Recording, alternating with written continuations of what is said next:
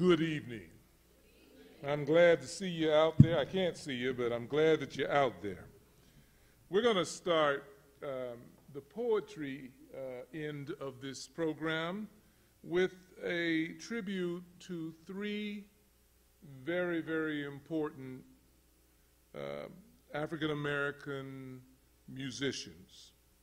They are Dizzy Gillespie, who is the man, by the way, who discovered Charles Doc Austin. We're going to do Charles Mingus, a great bass man, great creative thinker, creative musician, and finally, John Coltrane. The first poem is called Remembering Dizzy Gillespie. And I'm going to ask if Doc Austin will come and provide some background music. I don't know if Charles said it enough. He did a pretty good job, but this is truly a Miami treasure. And one of the things that I hope to be able to do for as long as I can is to make sure that we get as many events as we can that features the genius of Doc Austin. He's been around a long time. He's going to be around quite a few more years to come, and we want to get him out there in the public awareness so that Miami doesn't make the mistake of forgetting her own children. Remembering Dizzy Gillespie. John Burks Gillespie, pride of Chirao, South Carolina, ninth child born and his father's joy, the only one of the children to take to music. And the music took him early, rode him like an Orisha, entered his body like one consecrated, whose instinctive playing, whose melodies, rhythms, and antics were calculated to entreat the spirits to come down, that all who heard might be blessed, cleaned, liberated. Should have been cause for great joy, but he was marked, destined to be misunderstood like all incarnates, until his special purpose was revealed. Bebop descended, overshadowed John Burks, who became vertiginous and transfigured, who became dizzy in name, essence, and reputation.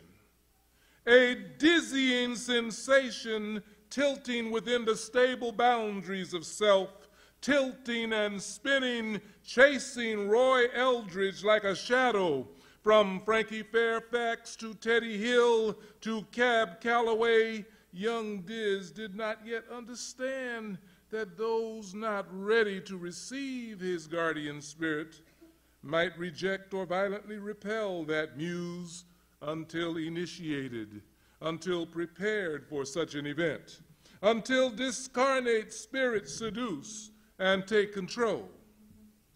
Passing from band to band, passing through Ella Fitzgerald, Coleman the Hawk Hawkins, Benny Carter, Charlie Barnett, Les Height, Tess Williams, Claude Hopkins, Lucky Melander, and the Duke, until he met another incarnate, another Avatara, descended to create and maintain a material manifestation of a particular musical form.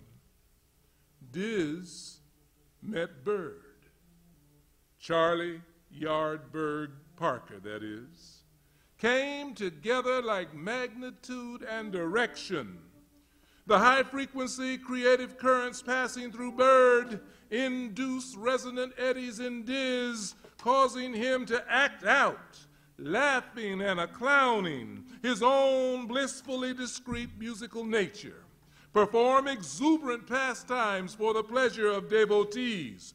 Together with a man called Monk, Diz and Bird revealed their special purpose, wrested the music away from swing, from the sweet and romantic melody the augmented diminished pair, blew the music up, introduced lightning tempos, asymmetrical phrasing, complex harmonies, intricate melodies, emphasize weak and off beats, ending phrases on the back end of the 4-beat, deploying phrases over odd number bars, overlapping phrases across bar lines, across major harmonic cadences, transforming rhythm sections from timekeepers into enablers, changing the bass drum from 4 to the bar pulsing to the bombardier dropping depth charges, giving the drummer some freedom